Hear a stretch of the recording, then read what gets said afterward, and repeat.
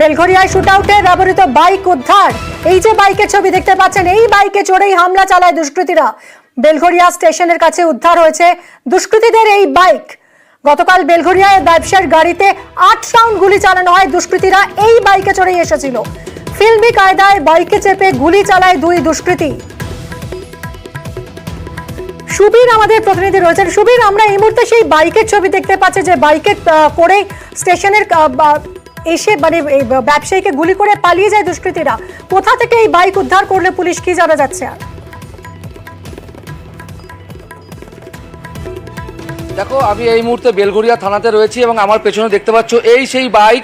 এই বাইকে করেই কিন্তু গতকাল দুপুরবেলা বেলঘরিয়া রথতলা বিটি রোডের ওপর দুজন দুষ্কৃতী, তারা কিন্তু এই বাইকে চেপেই কিন্তু ব্যবসায়ী অজয় মণ্ডলের গাড়ির পেছনে ধাওয়া করে এবং অজয় মণ্ডলের গাড়ি যখন রথতলা সিগন্যাল পার করে তখন কিন্তু এই বাইকেই যে দুষ্কৃতী ছিল সেই দুজন দুষ্কৃতী কিন্তু বাইক থেকে কিন্তু পরপর 4 রাউন্ড থেকে 5 রাউন্ড গুলি কিন্তু তার গাড়ি লক্ষ্য করে চালায় এবং সেখান থেকে কিন্তু যখন এলাকার মানুষ ছোটাছুটি শুরু হয়ে যায় সেখান থেকে প্রাণে বাঁচার জন্য দুষ্কৃতীরা শূন্যে 3 রাউন্ড গুলি চালিয়ে কিন্তু সেখান থেকে পালিয়ে যায়। এই বাইকে করে কিন্তু তারা আরিয়াদহের দিকে পালিয়ে যায়, এমনটাই স্থানীয় সূত্র থেকে আমরা জানতে পেরেছিলাম। এবার তারপরে কিন্তু আজকে এখন থেকে ঠিক 8 ঘন্টা আগে বেলঘরিয়া স্টেশনের কাছ থেকে এই বাইক উদ্ধার করলো বেলঘরিয়া থানার পুলিশ এবং এই বাইক বেলঘরিয়া স্টেশন থেকে উদ্ধার হওয়ার পর পুলিশ যেটা মনে করছে যে দুষ্কৃতীরা কি বেলঘরিয়া স্টেশনের সামনে বাইক রেখে সেখান থেকে কি ট্রেনে করে দুষ্কৃতীরা পালিয়ে চলে গেল, বা এই যে দুষ্কৃতীরা এই স্টেশনের সামনে বাইকটা রাখলো সেটা কি পুলিশের চোখে ধুলো দেওয়ার জন্য রাখলো। এই পুরো বিষয়টি কিন্তু বেলঘরিয়া থানার পুলিশ এবং ব্যারাকপুর পুলিশ কমিশনারের যারা গোয়েন্দা দপ্তরের আধিকারিক রয়েছেন তারা কিন্তু পুরো বিষয়টি কিন্তু খতিয়ে দেখছেন, তদন্ত চলছে। বিভিন্ন জেলায় কিন্তু পুলিশ তল্লাশি চালাচ্ছে, আরামবাগ থেকে শুরু করে আরামবাগ, সিঙ্গুর, বালি, বেলুর বিভিন্ন জায়গায় কিন্তু পুলিশ তল্লাশি চালাচ্ছে। এখনো পর্যন্ত এই যে হামলা চালানো হয়েছিল গুলিকাণ্ডের ঘটনা, সেই ঘটনায় যেই বাইকে করে তার দুষ্কৃতীরা গুলি চালিয়েছিল সেই বাইক কিন্তু উদ্ধার করলো বেলঘরিয়া থানার পুলিশ। একদমই সুবীর, আমরা এই মুহূর্তে সেই ছবিটা দেখতে পাচ্ছি, আপনাদেরকে দেখাচ্ছি। বেলঘরিয়ায় শুট আউটে যে বাইক ব্যবহার করেছিল দুষ্কৃতীরা, সেই বাইক এই মুহূর্তে পুলিশের জিম্মায় রয়েছে এবং এই বাইকে চড়েই দুই দুষ্কৃতী আসে এবং এলোপাতাড়ি গুলি চালাতে থাকে ব্যবসায়ী অজয় মণ্ডলের গাড়ি লক্ষ্য করে। অল্পের জন্য প্রাণে রক্ষা পান ব্যবসায়ী অজয় মণ্ডল। বাইকে চেপে দুষ্কৃতীরা ব্যবসায়ীর গাড়ি লক্ষ্য করে গুলি চালিয়ে আরিয়াদহের দিকে পালিয়ে গিয়েছিল এবং বেলঘরিয়া স্টেশনের কাছ থেকেই সেই বাইক উদ্ধার করলো বেলঘরিয়া থানার পুলিশ। বেলঘরিয়া স্টেশনের কাছে এই বাইক রেখে ট্রেনে করে কি দুষ্কৃতীরা পালিয়ে গেল, নাকি পুলিশের চোখে ধুলো দিতে এই কাজ? এই গোটা বিষয়টাই এই মুহূর্তে তদন্ত করে দেখছে ব্যারাকপুর পুলিশ কমিশনারেটের গোয়েন্দা আধিকারিকরা।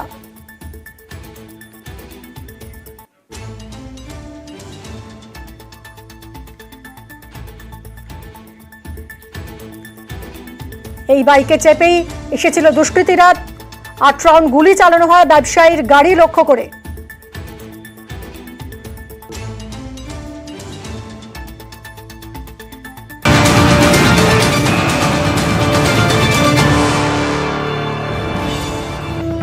বেলঘরিয়া শুট আউটে 3 জনকে আটক করেছে পুলিশ। টিটাগড় স্টেশন রোড থেকে 3 জনকে আটক করা হয়েছে। বেলঘরিয়ার ঘটনায় সানি এবং ভিকি নামে 2 জন আটক, এছাড়াও আরো একজনকে আটক করেছে পুলিশ। সুবীর আমাদের প্রতিনিধি রয়েছেন, আরো ডিটেইলে জানাবেন। সুবীর, এই যে 3 জনকে আটক করা হলো, এরা কারা আর কি কি জানা যাচ্ছে?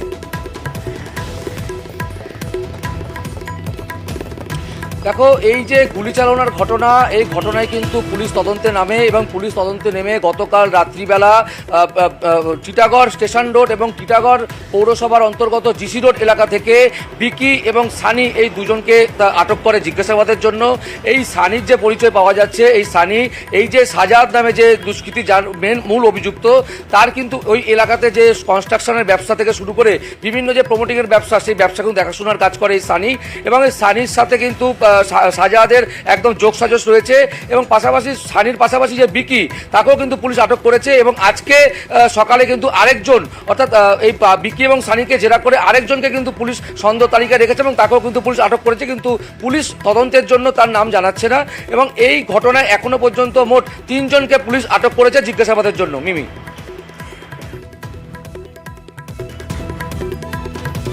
সঙ্গে থাকো। ইতিমধ্যেই 3 জনকে আটক করেছে পুলিশ। সানি এবং ভিকি নামের দুজনকে আগে আটক করা হয়েছিল এবং এই দুজনকে জেরা করে আরো একজনকে আটক করেছে পুলিশ। মোট 3 জন এই মুহূর্তে পুলিশ হেফাজতে।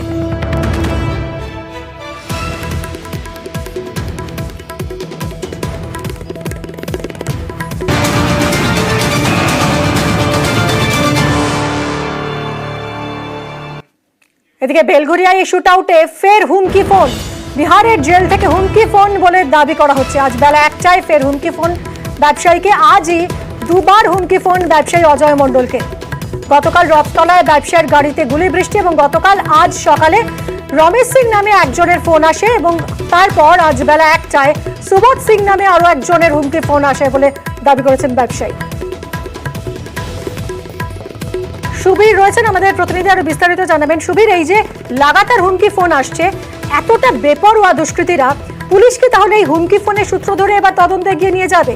এরা কোথা থেকে ফোন করছে?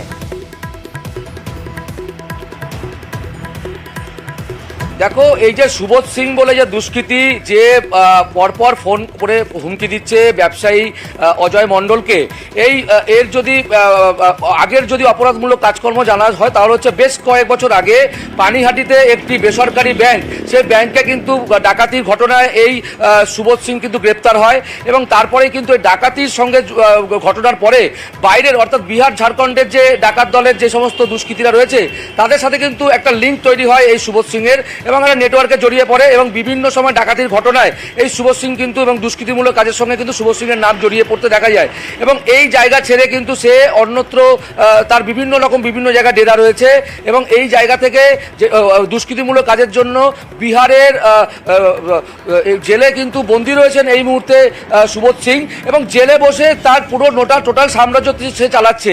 এই যে আজকে যে হুমকি ফোনটা দেওয়া হলো ব্যবসায়ীকে, সেই ব্যবসায়ীকে হুমকি ফোনের সময় কিন্তু সে জেলে বন্দী। আমাদের সঙ্গে থাকো, তোমার কাছে আসবো। এই যে বিহারের জেল থেকে সুবোধ সিং ফোন করে হুমকি দিয়েছেন বলে দাবি করেছেন ব্যবসায়ী, এই কথোপকথনটা একবার শুনুন। टीटागढ़ में कोई प्रमोटर का नाम आने से हमारा ही नाम पहले आता है। धंधा कर रहे हैं तो आप हमें साथ लेके चलिए और सारी परेशानी में वहाँ का हम सामना करेंगे। कोई भी व्यक्ति आप लोग को परेशान नहीं करेगा। जी देखिए वहाँ पर ना इतना दिन हम साथ रहे, समझ जाइएगा लेकिन आपका कोई नंबर हमारे पास नहीं है जो आपको कांटेक्ट करेंगे। आपका कोई बंदा नहीं है उससे बात करेंगे। आराम से अकेले में हमसे बात कीजिए। हाँ, बोलिए आपको लग जाना कितना बड़ा बात था, बड़ा बात 7-8 गोली करने का क्या काम था? 1-2 करके आपको डराना है हमको, 1-2 करके छोड़ देता। आपका शोरूम में 50 गोली मारता हो तो 7-8 चला।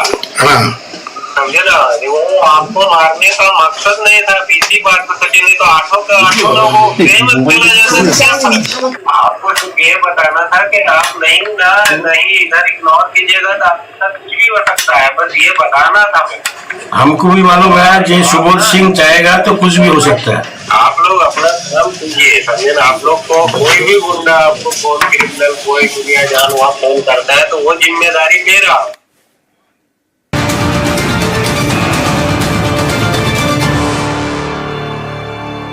প্রমোটিংয়ের কাজে তোলা চাওয়ার অভিযোগ, তোলা না পাওয়ায় হামলার অভিযোগ করছেন ব্যবসায়ী। ঘটনার পর থেকে আতঙ্কে রয়েছে ব্যবসায়ী এবং তার পরিবার।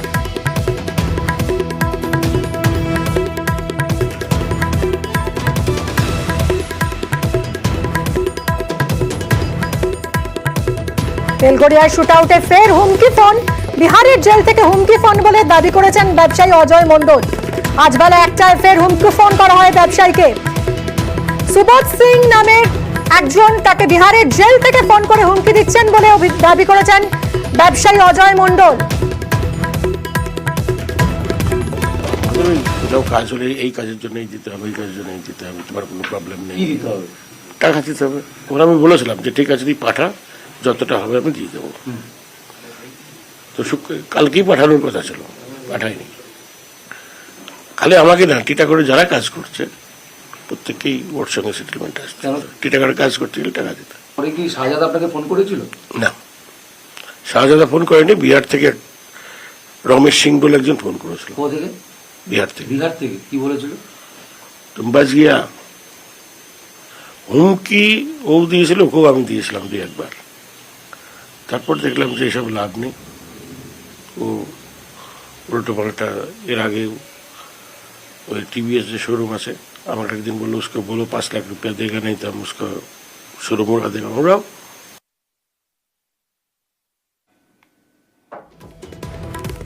टीटागढ़ में कोई प्रमोटर का नाम आने से हमारा ही नाम पहले आता है। धंधा कर रहे हैं तो आप हमें साथ लेके चलिए और सारी परेशानी में वहाँ का हम सामना करेंगे। कोई भी व्यक्ति आप लोग को परेशान नहीं करेगा।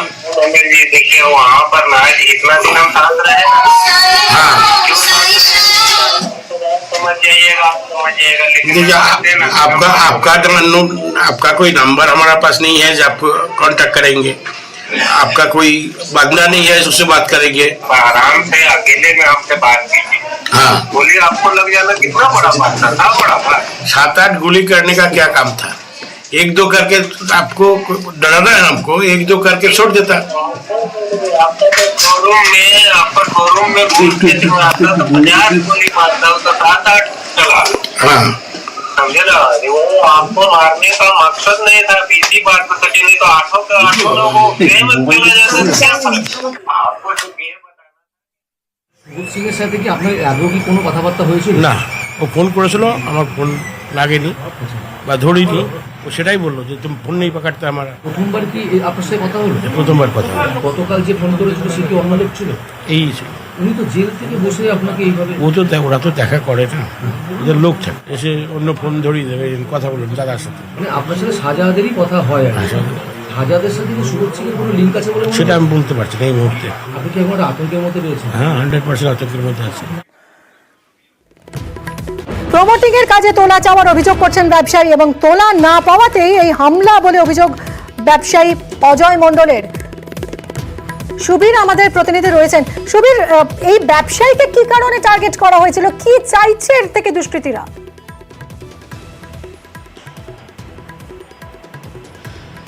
দেখো, টিটাগড় পৌরসভা অর্থাৎ টিটাগড় স্টেশন রোডের একদম শুরু থেকে শেষ পর্যন্ত যতটা এরিয়া রয়েছে, সেই এরিয়াতে যত দোকান রয়েছে, যত ব্যবসার জায়গা রয়েছে, প্রত্যেক দোকান থেকে প্রতি মাসে টাকা দিতে হবে শাহজাদ আলীকে, এমনটাই একদম নিদান দেওয়া আছে।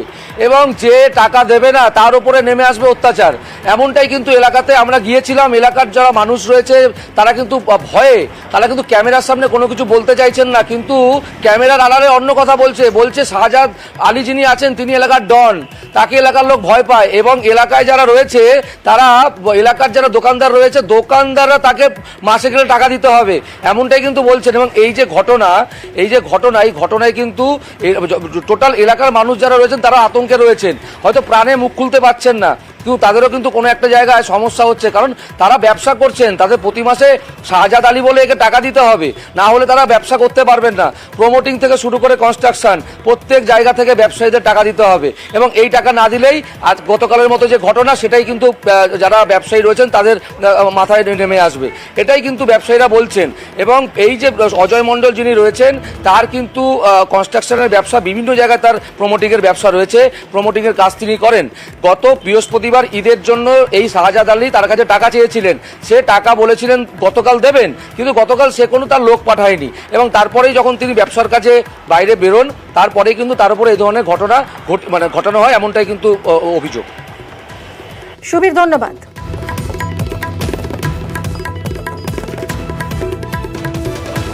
কোথাও কাজ হলে এই কাজের জন্যই দিতে হবে, এই কাজের জন্যই দিতে হবে, তোমার কোনো প্রবলেম নেই, টাকা দিতে হবে। ওরা আমি বলেছিলাম যে ঠিক আছে তুই পাঠা, যতটা হবে আমি দিয়ে দেবো।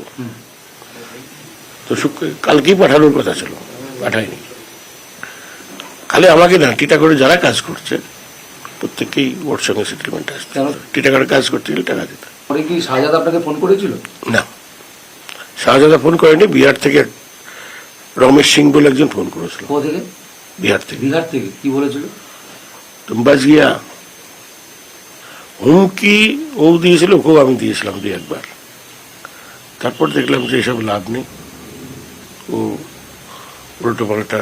এর আগে ওই टीवीएस जो शोरूम আছে, আমাকে একদিন বললো उसको बोलो 5 लाख रुपया देगा, नहीं तो हम उसका शोरूम उड़ा देगा। उड़ाओ।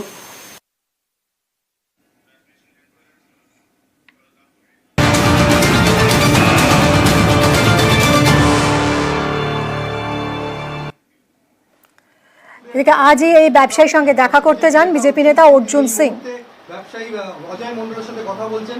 গতকালই অর্জুন সিং অভিযোগ করেছেন যে অজয়দা পুরো 8খানা গুলি চললো, উনি তো আগেও পুলিশকে বলেছেন, তা কি নিরাপত্তা? অ্যাকচুয়ালি পুলিশ তো সব জায়গায় নিরাপত্তা দিতে পারে না, কিন্তু খাকি ওয়ার্দির একটা দম থাকে, সেই দমের উপরে ক্রিমিনাল ভয় পায়। যখন ক্রিমিনালদেরকে পুলিশ প্রোটেকশন দেবে, ক্রিমিনালরা কাউন্সিলর হয়ে যাবে, ক্রিমিনালরা এমএলএ হয়ে যাবে, ক্রিমিনালরা এমপি হয়ে যাবে, তখন কি হবে? তখন এই পুলিশরা তাকে স্যালুট করছে। ব্যারাকপুরের অবস্থাটাকে এই জায়গা নিয়ে যাওয়া হচ্ছে, আপনাকে আমাকে দমিয়ে দেওয়ার জন্য, যে মুখে আওয়াজ তুলবে দমিয়ে দেওয়ার জন্য এই অপরাধীদেরকে ইউজ করা হচ্ছে, আর তাদেরকে সেফ প্যাসেজ দেওয়া হচ্ছে। এর পেছনে একটা বড় সড়ো চক্রান্ত আছে। আমাদের সোনার দোকানে যে ডাকাতি হলো, আপনারা জানেন, যখন পুলিশকে ধরতে হলো অন্য রাজ্য থেকে ধরে আনতে হয়েছে, সেখানে গিয়েছিল, ওখানে আবার ডাকাতি ট্রেনিং ক্যাম্প হচ্ছে, সেখান থেকে এসে গন্ডগোল করে আবার পালিয়ে যাচ্ছে। বিহারের জেলে বসে ফোন আসছে, সেই র্যাকেট কাজ করছে। অর্থাৎ পশ্চিমবঙ্গকে টার্গেট করে নানা ধরনের কুকীর্তি এরা চালাচ্ছে। আমাদের পুলিশ প্রশাসন দক্ষতার সঙ্গে, সাহসের সঙ্গে এসবের মোকাবিলা করছে, তদন্ত করছে, দোষীদের চিহ্নিত করছে।